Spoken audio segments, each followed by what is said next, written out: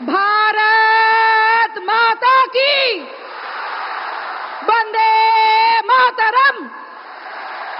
जय श्री राम, जय जय श्री राम। বারাসাত সাংগঠনিক জেলায় ভারতের সবচেয়ে জনপ্রিয় প্রধানমন্ত্রী, আমাদের সবার নয়নমণি যশস্বী প্রধানমন্ত্রীজিকে আমাদের সবার তরফ থেকে কোটি কোটি প্রণাম। আগামী ৪ঠা জুন বারাসাত এবং বসিরহাট লোকসভাও মোদি গ্যারান্টির অংশ হতে চলেছে এবং আমরা এক ইতিহাসের সাক্ষী হতে চলেছি। এখন এই মুহূর্তে ভারতবর্ষের সবচেয়ে জনপ্রিয় প্রধানমন্ত্রী এবং ওনাকে সংবর্ধনা দেবেন বারাসাত সাংগঠনিক জেলার সভাপতি মাননীয় শ্রী তরুণ কান্তি ঘোষ মহাশয়। উনি উত্তরে দিয়ে সংবর্ধনা জানাবেন যশস্বী প্রধানমন্ত্রীজিকে।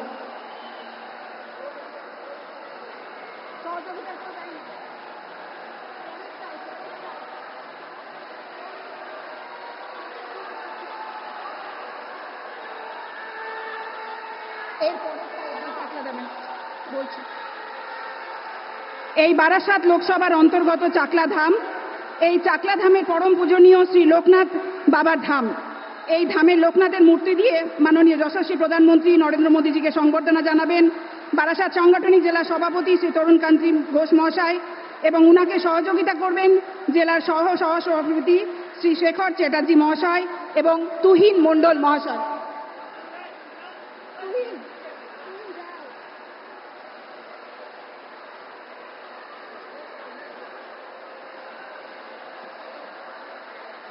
শক্তির প্রতীক, সাধনার প্রতীক মা দুর্গা।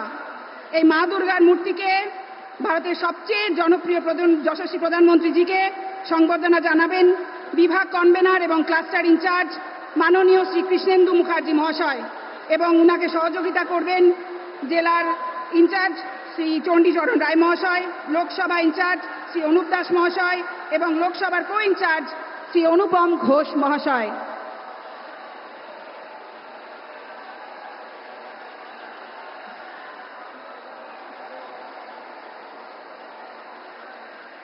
এর পরবর্তীতে প্রধানমন্ত্রীজিকে সংবর্ধনা দেবেন এই বারাসাত লোকসভার প্রার্থী শ্রী স্বপন মজুমদার মহাশয় এবং ওনাকে সহযোগিতা করবেন জেলার সাধারণ সম্পাদকগণ ভাস্বতী সোম মহাশয়া, শ্রী দীপঙ্কর চক্রবর্তী মহাশয়, শ্রী রাজীব পোদ্দার মহাশয় এবং শ্রী সন্দীপ রায় মহাশয়।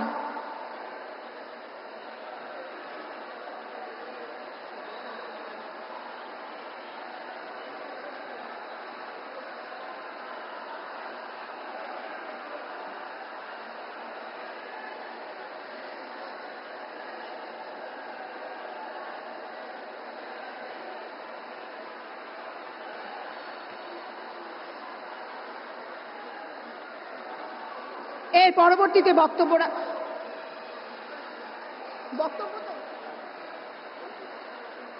এর পরবর্তীতে আপনাদের সামনে মূল্যবান বক্তব্য তুলে ধরবেন পাশের জেলা বসিরহাট জেলার লড়াকু নেত্রী শ্রী রেখা পাত্র মহাশয়। উনি এই লোকসভার প্রার্থীও বটেন এবং প্রধানমন্ত্রীজির স্নেহধন্যা।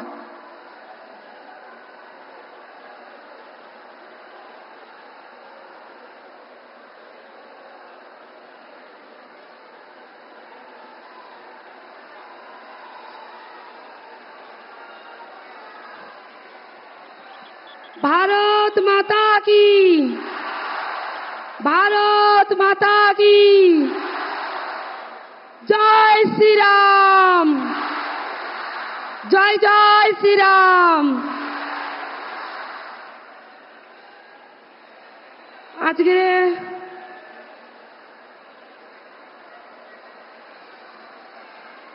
মাননীয় প্রধানমন্ত্রীজির সমর্থনে এই মঞ্চ, সম্মানীয় মঞ্চ এবং এই মঞ্চের সামনে উপস্থিত সমস্ত এই বিজেপি পরিবার, আমার মা, ভাই, বাবা সবাই আমার প্রণাম গ্রহণ করবেন। আপনাদের কাছে নতুন করে কিছু বলার নেই। আপনাদের এই বোনের নামে যে কালিমা লিপ্ত করা হচ্ছে সেটা একটা মিথ্যে, সেটা আপনাদের হয়তো জানতে বাকি নেই। এই বোন কখনোই 2000 টাকায় কারোর কাছে বিক্রি হয়নি, আর হবেও না। কেননা এই বোন আপনাদের সাথে ছিল, আর আজীবন আপনাদের সাথে থাকবে। আর আজকে মাননীয় প্রধানমন্ত্রী সম্মানীয় মঞ্চে দাঁড়িয়ে সেই প্রতিজ্ঞা করে যাচ্ছে। তাই আপনাদের কাছে আমি বেশি কিছু বলবো না, দুই একটা বক্তব্য রেখে আমার বক্তব্য শেষ করব।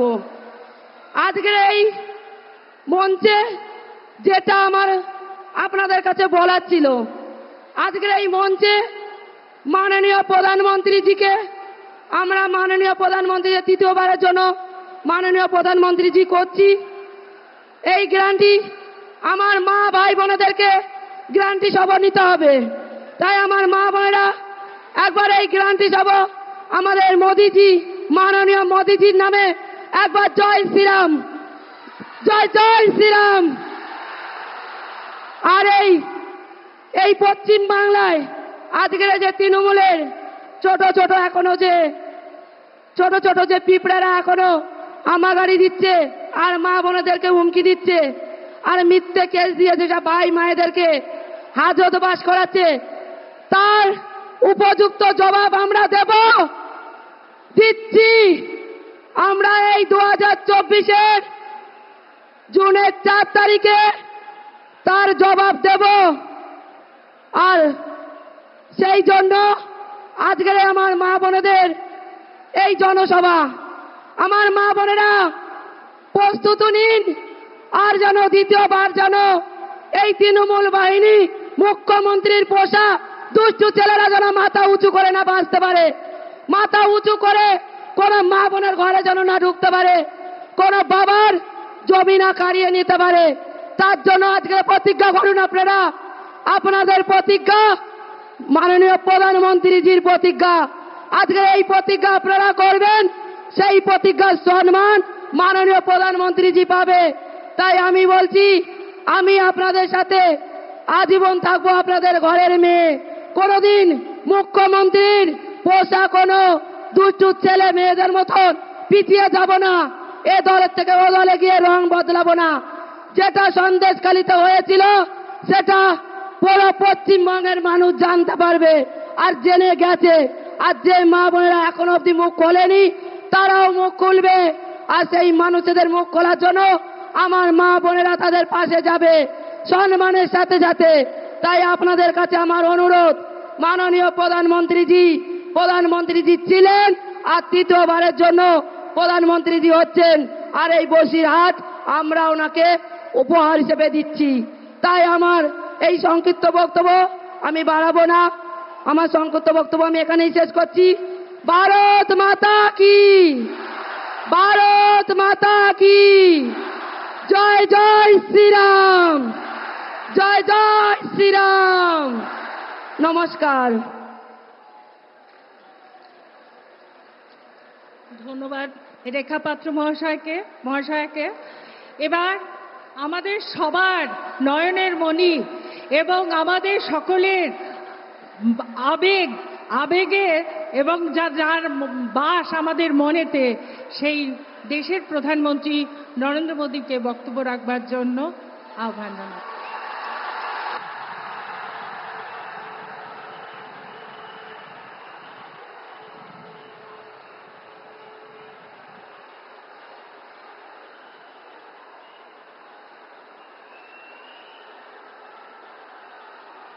নমস্কার। কেমন আছেন বারাসাতবাসী? কেমন আছেন বসিরহাটবাসী? আপনাদের সকলকে আমার বিনম্র শ্রদ্ধা প্রণাম আর ভালোবাস। सबसे पहले तो मैं मां काली को प्रणाम करता हूं। उनके आशीर्वाद से हम सब ने मिलकर साइक्लोन का मुकाबला किया है। साइक्लोन पर लगातार भारत सरकार की नजर थी। मैं भी लगातार संपर्क में था। हमारी एनडीआरएफ और दूसरी टीमों ने अच्छा काम किया है। केंद्र सरकार हर प्रकार से हर संभव मदद राज्य सरकार को दे रही है। भाइयों और बहनों, आज भारत विकसित होने के रास्ते पर चल पड़ा है। इस विकास का सबसे मजबूत पिलर हमारा पूर्वी भारत है। पिछले 10 साल में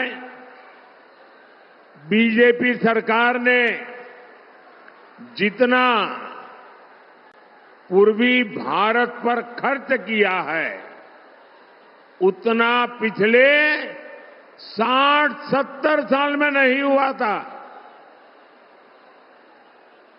एक कुछ बच्चे, जरा एसपी जी और कैमरामैन, ये कुछ बच्चे बहुत बढ़िया बढ़िया तस्वीर बना के लाए हैं। इधर भी एक बेटी कब से खड़ी है, जरा ले लीजिए। आपने एड्रेस लिखा है पीछे? अपना नाम एड्रेस लिख देना, मैं आपको जरूर चिट्ठी भेजूंगा।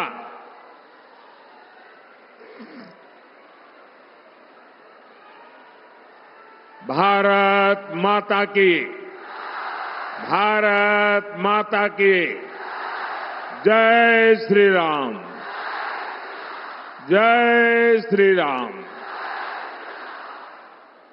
आप देखते हैं, जब से आपने मुझे सेवा करने का मौका दिया, हमने रेलवे, एक्सप्रेसवे, वाटरवे, एयरपोर्ट, हर तरह से पूर्वी भारत में कनेक्टिविटी बढ़ाने के लिए काम किया है। कनेक्टिविटी और इंफ्रास्ट्रक्चर पर निवेश पूर्वी भारत में रोजगार और स्वरोजगार के भी नए मौके बना रहा है। साथियों, यहां पश्चिम बंगाल के एक हिस्से में कोयला और दूसरी खनिज संपदा है, तो दूसरी तरफ एक बड़ी कोस्टलाइन है। यहां डायमंड हार्बर जैसा ट्रेडिंग सेंटर है। आजादी के पहले एक समय वो भी था जब बंगाल लाखों देशवासियों को रोजगार देता था। आज बंगाल में ज्यादातर फैक्ट्रियां बंद पड़ी है। यहां से नौजवान पलायन करने के लिए मजबूर है। मैं जरा आपसे पूछना चाहता हूं, ये बंगाल की दुर्दशा हुई है, बंगाल की बर्बादी हुई है, ये हाल किसने किया? मैं आपसे जानना चाहता हूं, ये बर्बादी कौन लाया यहां पर?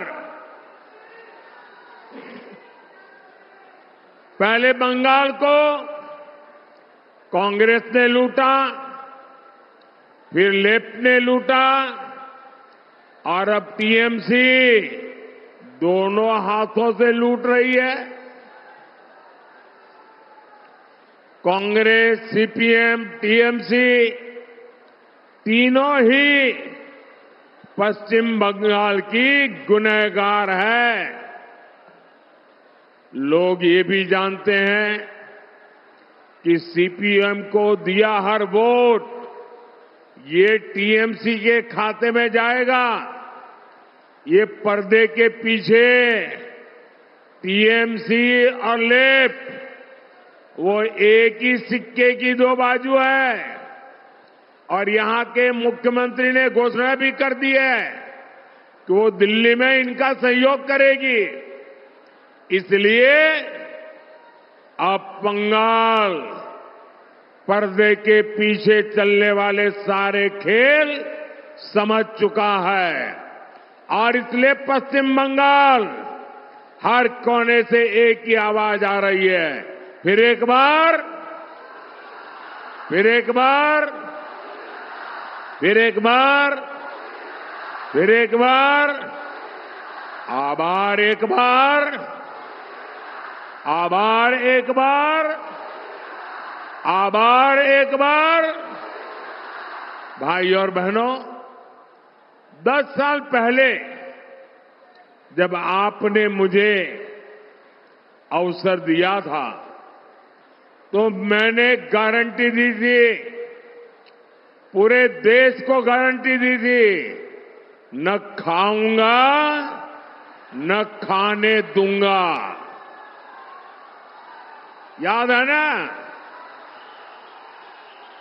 मैंने केंद्रीय स्तर पर 10 साल में एक भी घोटाला नहीं होने दिया। अब मोदी देश को और पश्चिम बंगाल को खास एक और बड़ी गारंटी दे रहा है। मोदी की गारंटी है, पहले मैंने गारंटी दी थी, न खाऊंगा न खाने दूंगा। अब मेरी गारंटी है, जिसने खाया है उससे बाहर निकालूंगा और जिसका खाया है उसको मैं लौटाऊंगा। ये मोदी की गारंटी है। टीएमसी के नेताओं के पास भी ये जो नोटों के पहाड़ निकले हैं, एक एक रुपये का हिसाब होगा। जिसका लूटा है उसको वापस कैसे मिले, इसके लिए मैं कानूनी रास्ते बना रहा हूं। अब तक लगभग 17,000 करोड़ रुपया, आंकड़ा याद रखेंगे, जो लोगों से लूटा गया था, ऐसे 17,000 करोड़ रुपया उन लोगों को मैं वापस दे चुका हूं, लौटा चुका हूं। बंगाल में भी आपका लूटा हुआ धन आपको वापस मिले, मैं उसके लिए पूरी कोशिश कर रहा हूं। इंडी वाले गरीब और मध्यम वर्ग की कमाई का एक्सरे करने की बात करते हैं। अब मोदी इन भ्रष्टाचारियों की, काले धन की, गंदी कमाई की, अब मैं उसका एक्सरे निकालूंगा।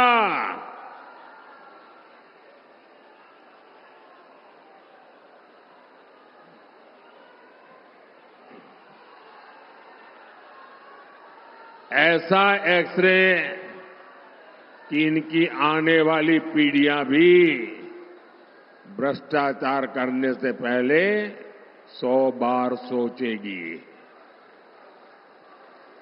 भाई और बहनों, टीएमसी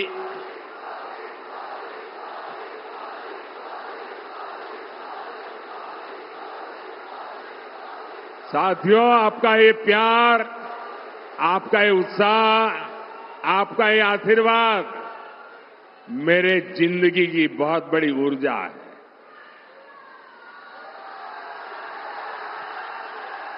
मैं देख रहा हूं यहां आपके पास खड़े रहने की जगह नहीं है।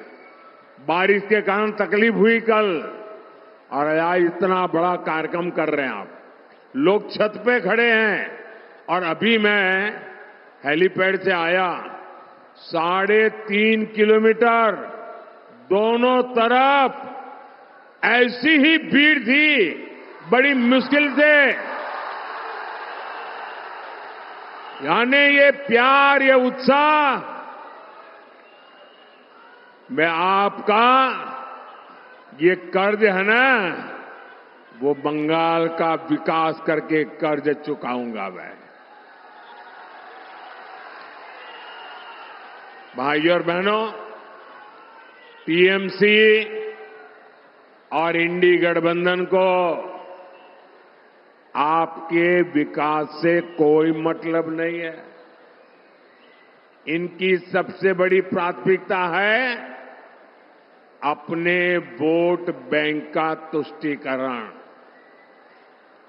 देश में संविधान संविधान संविधान, तानाशाही तानाशाही तानाशाही, ये रात दिन चिल्लाने वालों की जमात, ये जो जमात है ना, वो पश्चिम बंगाल में क्या हो रहा है जरा यहां आकर देखो, आपकी बोलती बंद हो जाएगी। बंगाल में टीएमसी ने ओबीसी को जो धोखा दिया, उसकी कलाई कोर्ट ने खोल दी है। कलकत्ता हाई कोर्ट ने कहा है कि 77 मुसलमान जातियों को ओबीसी घोषित करना ये गैर कानूनी है, असंवैधानिक है, संविधान के खिलाफ है। यानी टीएमसी ने लाखों ओबीसी नौजवानों का जो हक मिला था उनको संविधान ने दिया था, बाबा साहब आंबेडकर ने दिया था, देश की पार्लियामेंट ने दिया था, वो ओबीसी का जो हक था, रातों रात ये वोट जिहाद वालों को मदद करने के लिए इन्होंने लूट लिया है। और आप देख रहे हैं कि कोर्ट के इस फैसले का उसके बाद ये टीएमसी की सीएम क्या क्या बोल रही है, उनका क्या रवैया है। मैं तो हैरान हूं। यहां के जजों की नीयत पर सवाल उठाए जा रहे हैं, हमारी न्याय व्यवस्था पर सवाल उठाए जा रहे हैं, हमारी न्याय पालिका पर सवाल उठाए जा रहे हैं। मैं जरा टीएमसी वालों से पूछना चाहता हूं, अब क्या जजों के पीछे भी अपने गुंडे छोड़ दोगे क्या? पूरा देश देख रहा है कि कैसे टीएमसी बंगाल में न्यायपालिका का गला गौंट रही है। साथियों, टीएमसी से सच बर्दाश्त नहीं होता। जो कोई भी टीएमसी के गुनाह सामने लाता है, टीएमसी उनको टारगेट करती है। आपने भी देखा है कि टीएमसी के एमएलए ने साफ साफ कहा कि हिंदुओं को भगीरथी में बहा देंगे। इस पर बंगाल के संतों ने टीएमसी को रिक्वेस्ट की कि जरा आप अपनी गलती सुधार लीजिए, और बड़ी नम्रता से रिक्वेस्ट की, लेकिन टीएमसी ने हमारे संत समाज को ही धनाधन गालियां देना शुरू कर दी। अब रामकृष्ण मिशन, इस्कॉन, भारत सेवाश्रम संघ, ये ऐसी महान संस्थाएं हैं, दुनिया में उनकी प्रतिष्ठा है, उनके संतों को अपमानित करना,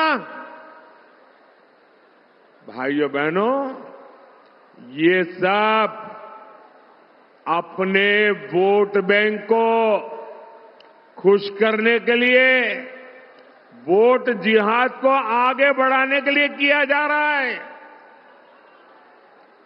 यहां संदेश खाली की बहनों ने इंसाफ मांगा तो टीएमसी ने उनको ही टारगेट कर दिया। बसीरहाट से उम्मीदवार हमारी बहन रेखा पात्रा अभी यहां मंच पर ही है और क्या बढ़िया भाषण किया उन्होंने। ये मीडिया वालों का ध्यान गया कि नहीं मुझे मालूम नहीं है। टीएमसी के पास एक नेता ऐसा नहीं होगा जो बहन रेखा पात्रा जी जैसा भाषण कर सके। देश देख रहा है कि कैसे एक गरीब की बेटी को बीजेपी ने देश की संसद में सम्मान पूर्वक पहुंचाने के लिए इतना बड़ा कदम उठाया है।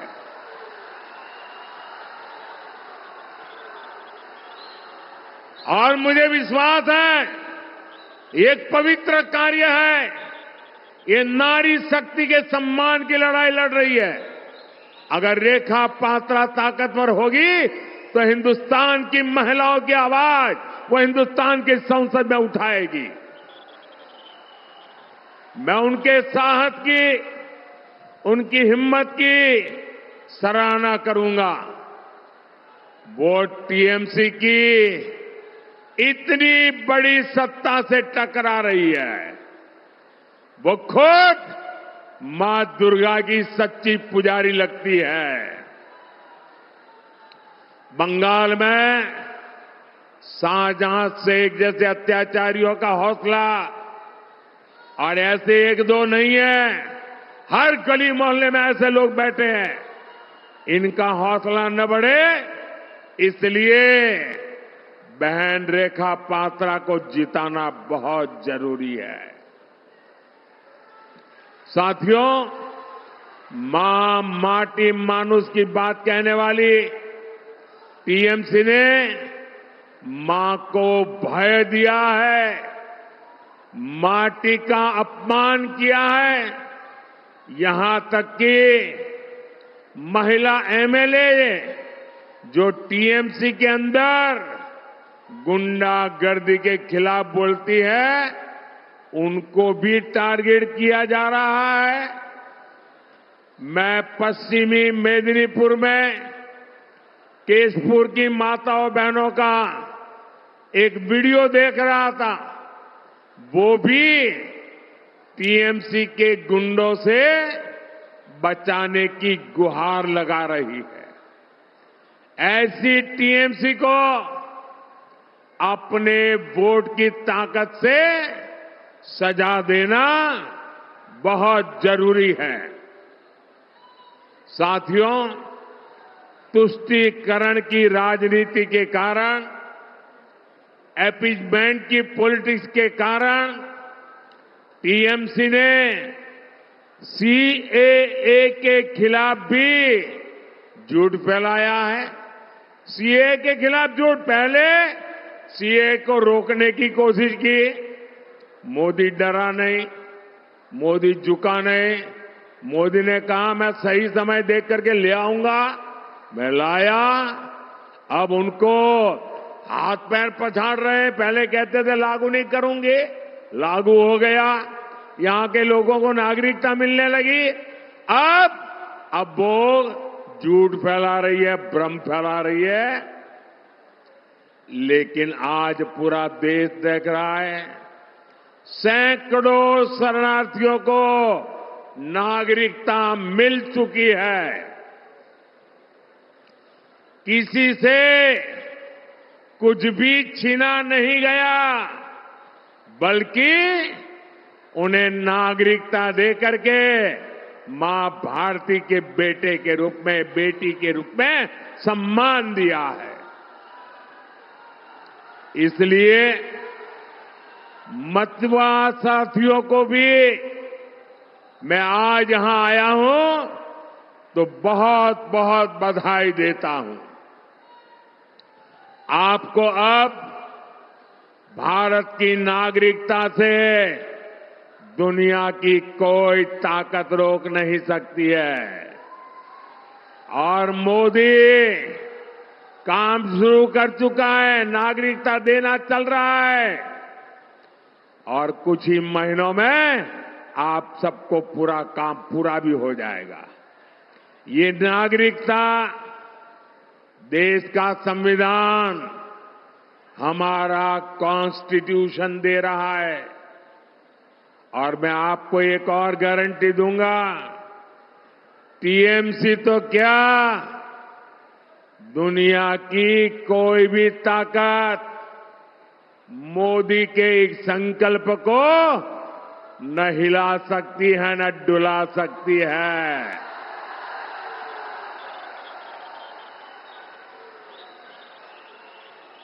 और न ही कोई रोक सकता है।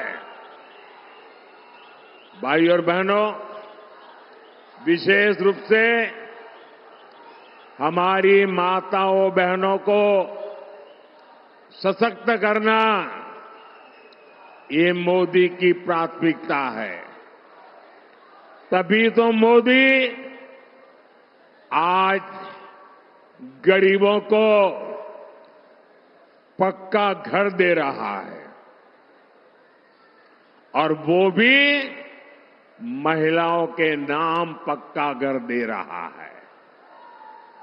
और मोदी सिर्फ 4 दीवारें नहीं देता, जब घर देता है तो घर में टॉयलेट, घर में बिजली, खाना पकाने के लिए सस्ता सिलेंडर, नल से जल, मुफ्त अनाज, मुफ्त इलाज, क्या कुछ नहीं है। जिंदगी जीने के लिए सब कुछ है। और इससे हमारी नारी शक्ति को बहुत मदद मिली है। अब तो माताओं बहनों को चावल की चिंता भी नहीं करनी पड़ती। मोदी आने वाले 5 साल तक मुफ्त चावल देता रहेगा। साथियों, अब मोदी ने एक और गारंटी दी है। ये गारंटी आपका बिजली बिल जीरो। मोदी आपका बिजली बिल जीरो कर देगा।